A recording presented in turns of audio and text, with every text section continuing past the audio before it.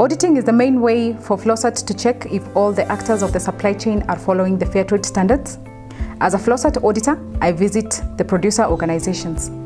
Sometimes it can be quite an adventure to get to them. They can be in very remote places. But this week, I'm going to a coffee cooperative where the road access is good.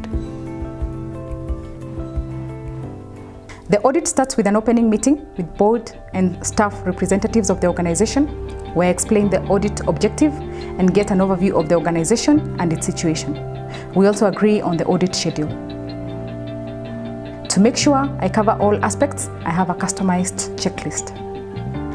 An audit is all about checking and cross-checking information from different sources. So I look at lots of documents, for example, fair trade transactions, invoices, contracts, membership lists, and minutes. I also walk through the organization's premises and take a look at processing installations, storage areas, and production sites.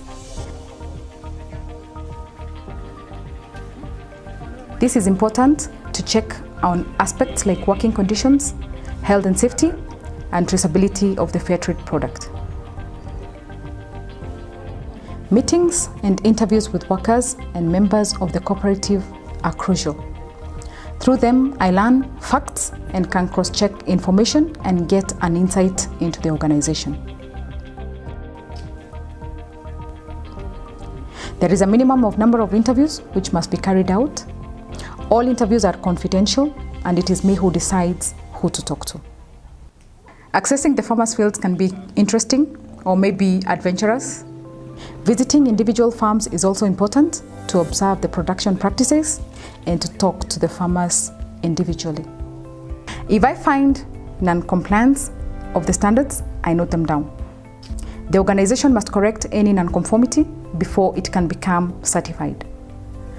This means that any issue found is turned into a step forward for the organization and will improve the conditions for the farmers and the workers. One of the major benefits of fair trade is the premium which the organizations receive. During the audit, I also check if the premium money is spent in the way it was decided beforehand. The fair trade premium can be spent on various projects, for example, health facilities, coffee drying tables, feeder roads, etc. Once I've looked into all the relevant control points, we have a closing meeting. Here I explain any non-conformities I might have found. The organization can already suggest measures on how to correct them, but they can also make these suggestions afterwards. In the end, we sign the closing report. After the audit, I write my report and hand over the follow-up to the Flocert certification analyst.